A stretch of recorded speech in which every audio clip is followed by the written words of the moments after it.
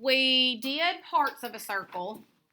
Then we did angles in circles. You've now quizzed on both of those. So now we're going to switch gears to segments in circles. Now, segments is where instead of finding how many degrees this angle is or how many degrees this arc is, we're going to figure out how long these segments are. Now, there's honestly nothing that difficult about circles in each individual piece. What's difficult is when I get to the test and I have 50 circle problems and I've got to do 30 different things to work these problems. So we're going to learn these pieces, but then we're going to go back and we're going to put all these things together and work problems where you've got to go back to the beginning. And I got to remember this in order to do this, in order to do this. Okay? All right, so the first thing we're going to learn about segments is if you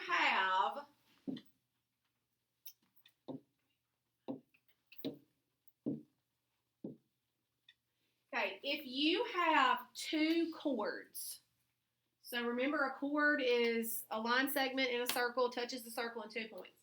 So if you have two chords that are the same length, so if I say to you that RS and TV are the same length, that means that arc RS and arc TV are also the same measure.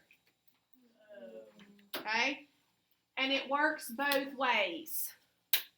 So if the arcs are equal, the chords are equal. If the chords are equal, the arcs are equal. Works both ways. So the first one's super easy. CD and AB are marked equal.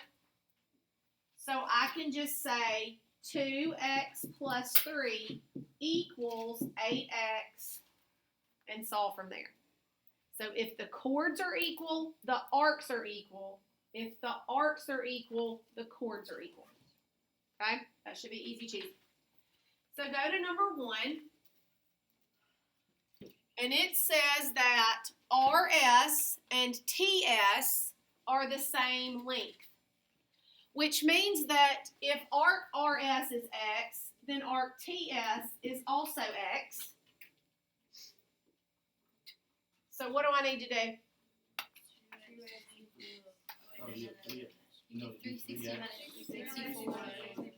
360 minus 64, because this little part's 64.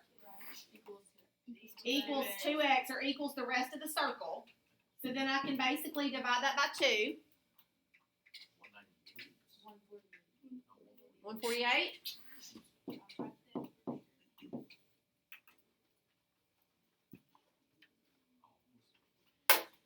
So number 2 is an example of when you're going to be using a property of segments, but it's going to help you answer an angle question.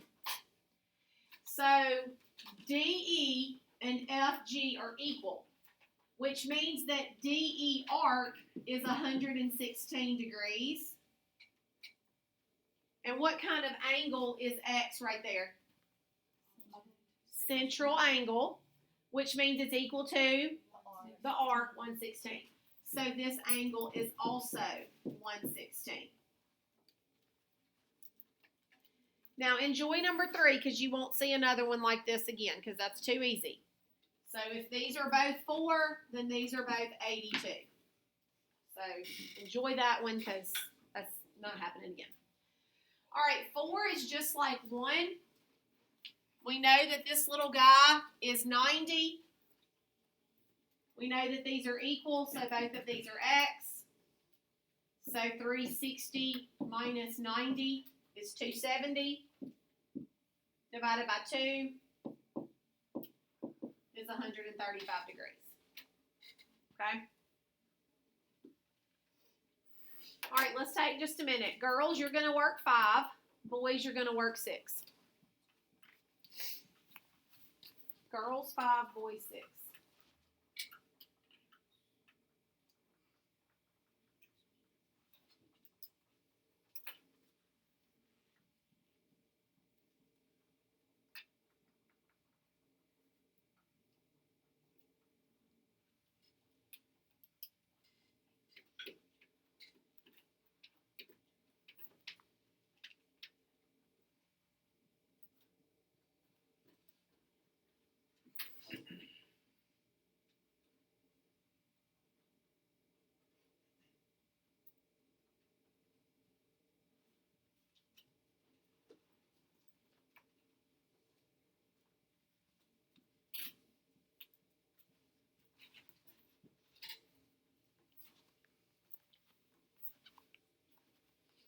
these are basically the same problem.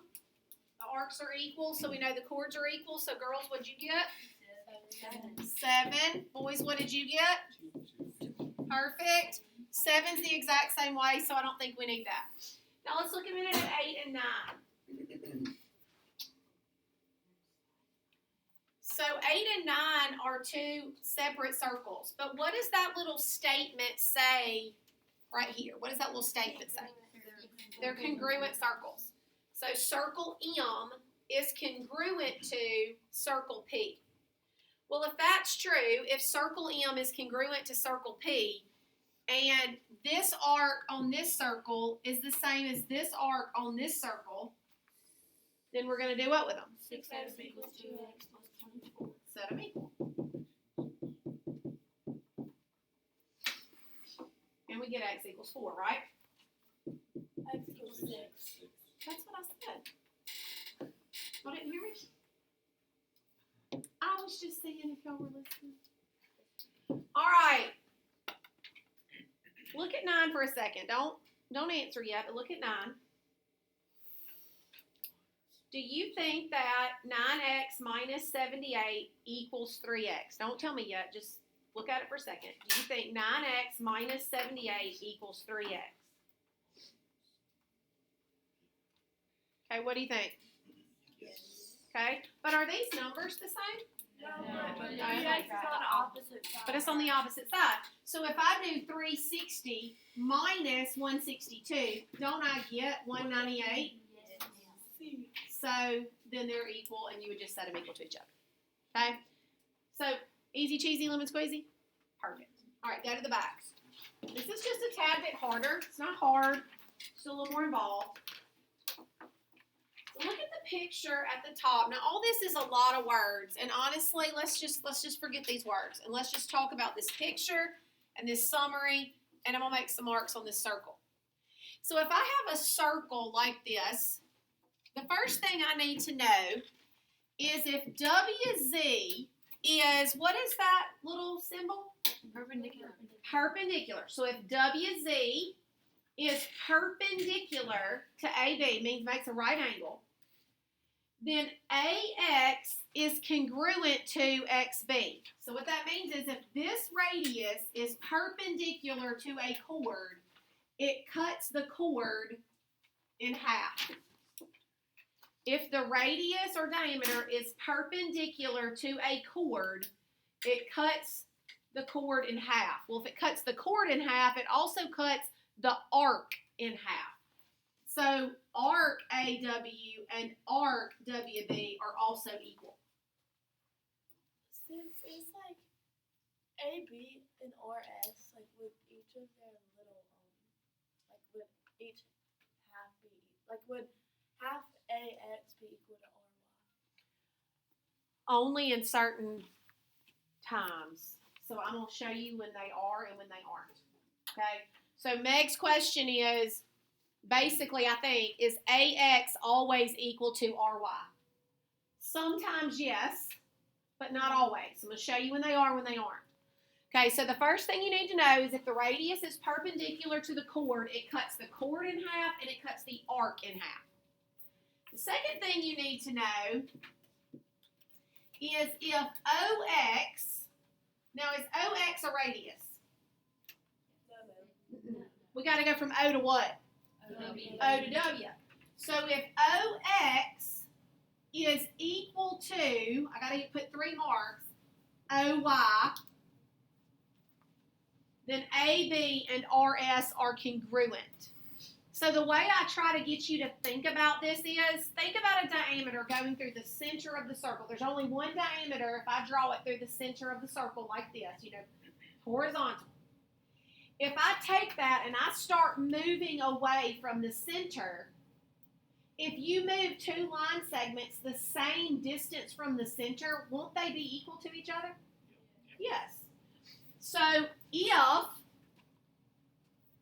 the chords are the same distance from the center, then they're equal. And 2 and 3 are basically vice versa, meaning the opposite. So if you know that the 2 chords are the same, then they're the same distance from point O.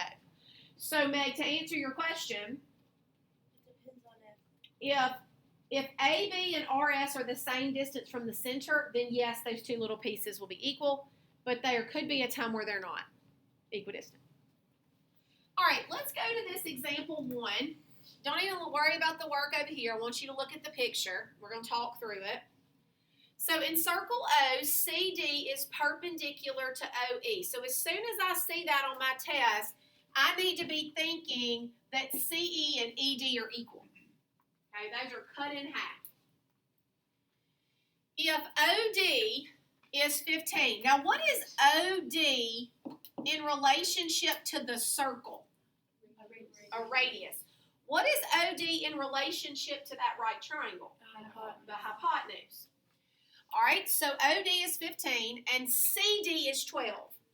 Well, CD is 24. Well, if CD is 24, what is ED? 12. And we want OE, so we got to do Pythagorean. Some of you may notice it's a triple. This is a 3, 4, 5 triangle. If you notice that it's a triple, then you know that OE is 9. If you don't notice that it's a triple, x squared plus 12 squared equals 15 squared, and that would give you your 9.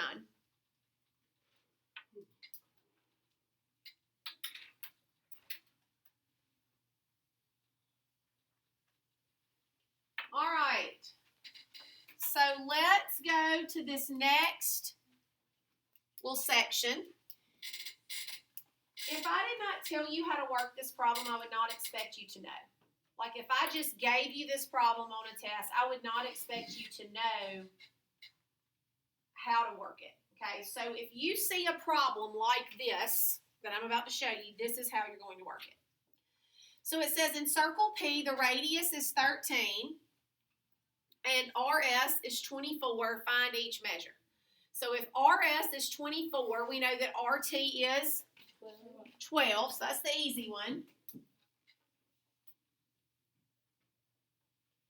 Now, are PT and TQ equal? It doesn't look as if, and now sometimes things are not drawn to scale, but the chord does not have to cut the radius in half, okay? The radius cuts the chord in half if it's perpendicular. Okay, so if you have a problem like this, step 1, what you're going to do is you're going to draw a radius from P, and you can go to S or you can go to R. It doesn't matter. So you're going to draw a radius from P to R, and you're going to make a what? What does that make? A triangle. A right triangle. And you know that RT is 12, right?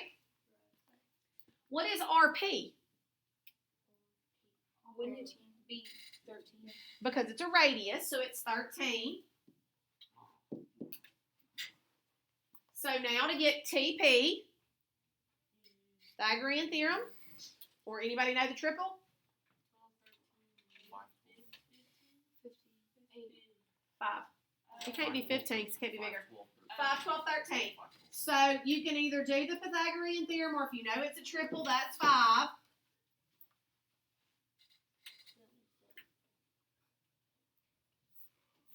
Now, how am I going to get TQ? Subtract 13 minus 5. 13 minus 5 because PQ is a radius. So TQ should be 8.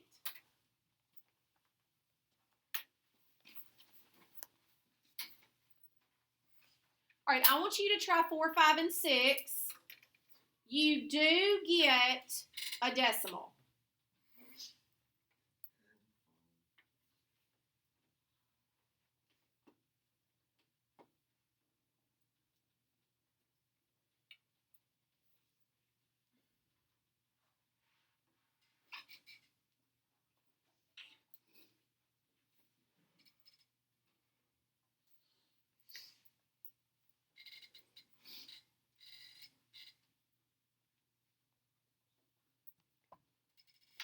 Four, 5, and 6, and you will get a decimal.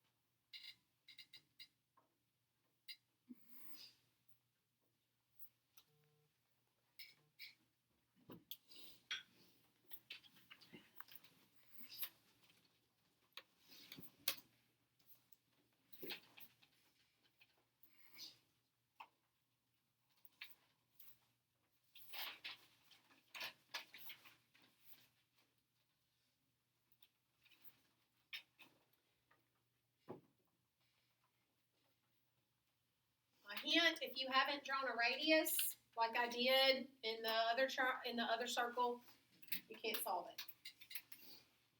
Give me just another minute or two.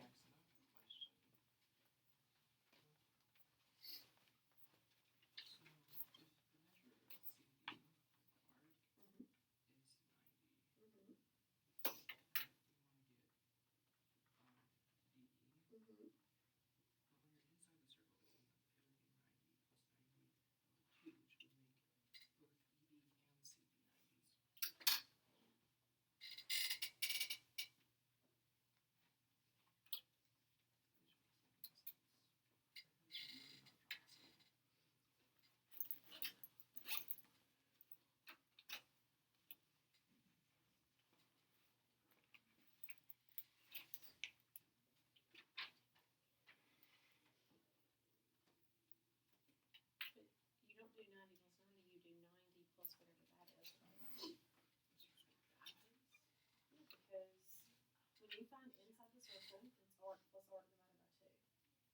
So it's arc over here, like ED plus CD. Yeah, but also look up there.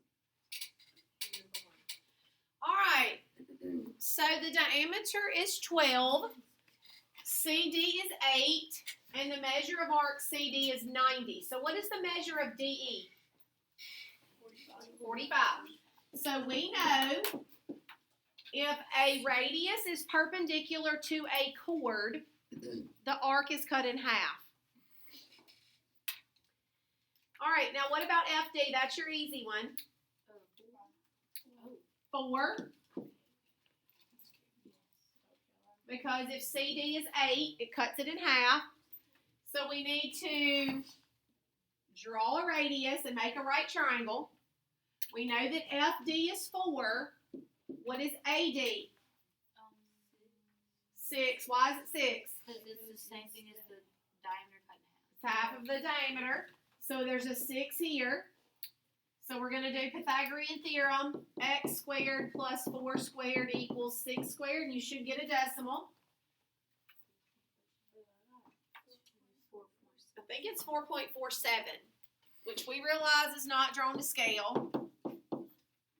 Now, what if I wanted to find FE? It doesn't ask me for FE, but what if I wanted to find it? Subtract that from 12. Subtract that from No, 6. So 6 minus 4.47, because AE is a radius. So you would do 6 minus 4.47. Okay? Do you always want it in decimal form? Like instead of the square root? Well, that one says rounds to the nearest hundredth, but if you left it as a radical, that's fine.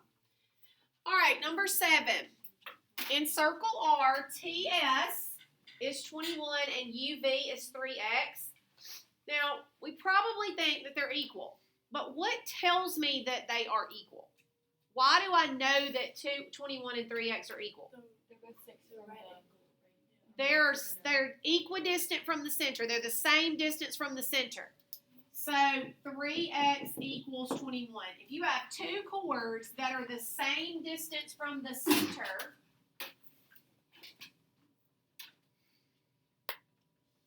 then they are equal.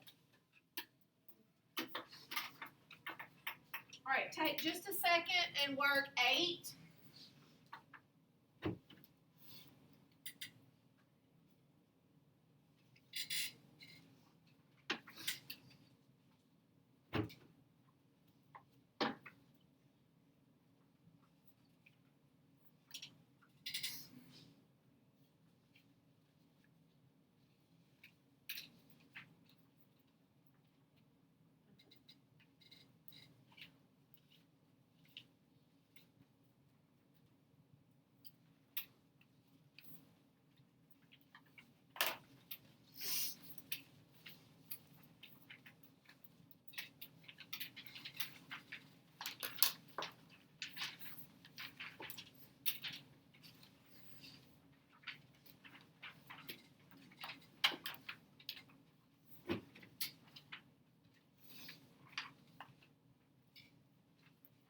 Are GQ and EQ equal? Yes. How do you know that? Because the things are the same, then they're cut in half like together. Because if CD and CB are equal, then that means they're the same distance from the center. So you should know that x plus 5 is equal to 3x minus 6. And what do you get? 5.5. Okay. Questions, comments, concerns? All right. Your homework is not going to be on this tonight. We're going to do completing the square, and then your homework is going to be 2 completing the square problems. So I just gave you all a blank piece of paper, hole punch, and I would like for you to write at the top, completing the square. Now, we talked about this a little bit last time, but we're going to take and we're going to pretend like we didn't. So, last time we talked about if an equation can factor, that's what we like to do. But if an equation cannot factor, in algebra you learn what? Quadratic formula, right? And does quadratic formula work every time? Yes. So if I have an equation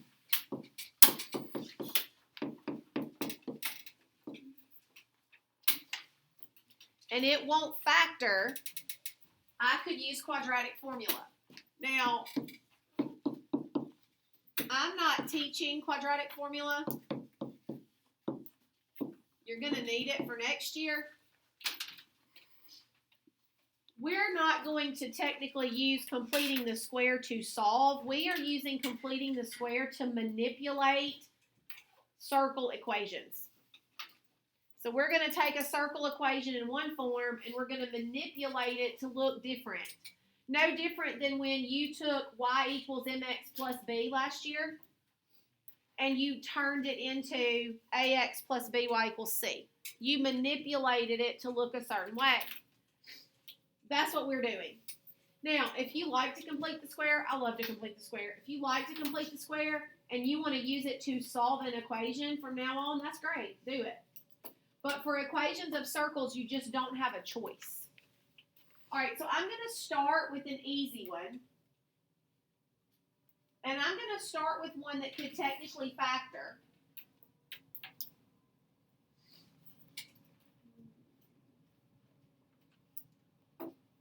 Let's go with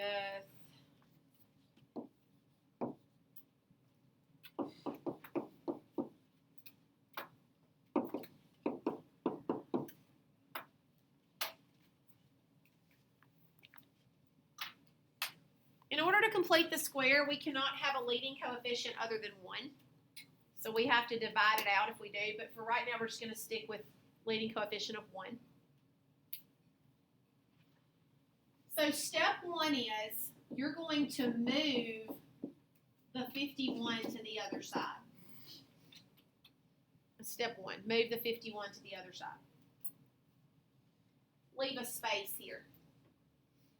Step 2 is you're going to take your b value, and in this case your b value is 14. So you're going to do b divided by 2 squared.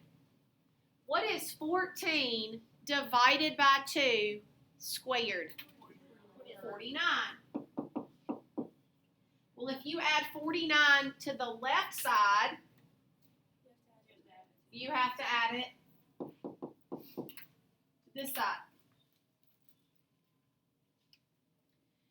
Now, the next step is we're going to factor, but we don't have to factor because in this parentheses is going to be a, whatever this sign is, so in this case plus, and in this place right here is going to be b divided by 2. So whatever your b divided by 2 value is, that's what you're going to put there. So you don't technically have to factor. So in this case, 7. 51 plus 49 is what? 100. And then you're going to take the square root of both sides. So that's going to give me a plus 7 equals what? Plus or negative Positive negative 10. So in this case, we can go ahead and get an answer. So negative 7 plus 10, negative 7 minus 10. So negative 7 plus 10 is 3. Negative 7 minus 10 is negative 17. Now this one would have factored. We could have used factoring.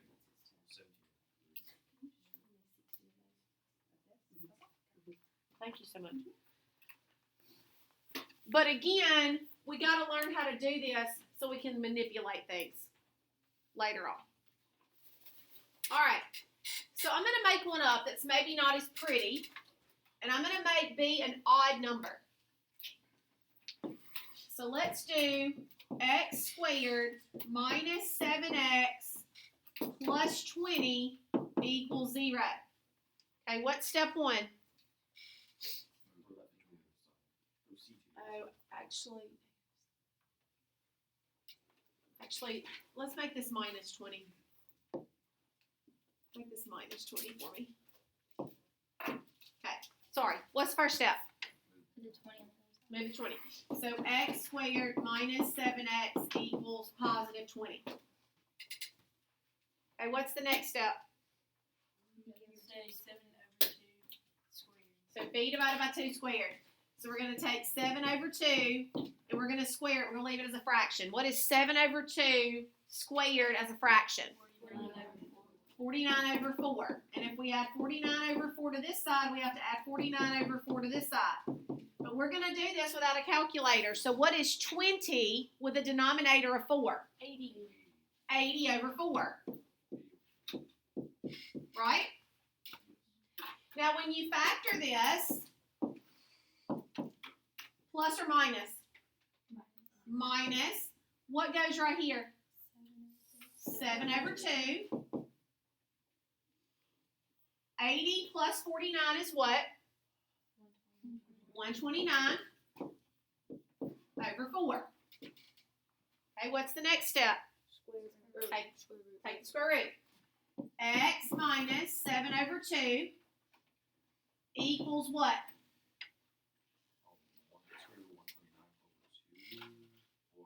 Well, let's just say it as the fraction first. So positive negative square root of 129 over 4, correct? Okay.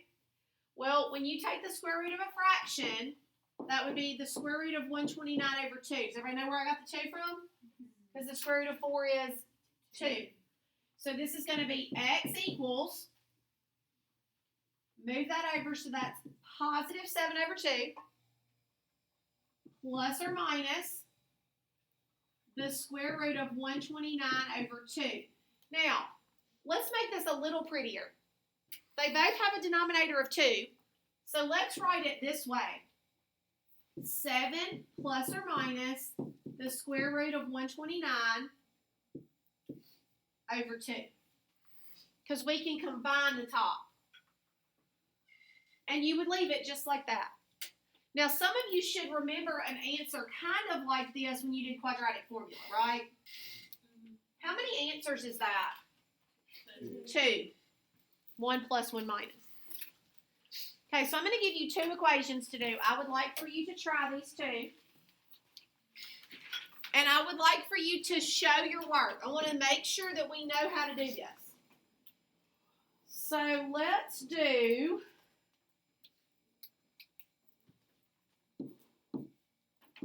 k squared plus 4k equals 12. Now, what's the difference here? You already have one the first step. So I don't have to set it equal to 0, right? I've technically done the first step for you. All right, and then let's do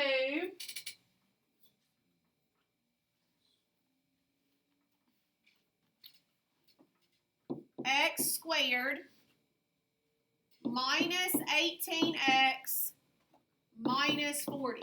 Now, this one will factor, but I don't want you to factor. I want you to complete the square. Now, if you want to check your work to see if you got the right answer, you can check it by factoring. But I want these two to try. I want you to try both of them by completing the square. Okay? No homework on the arcs and chords stuff.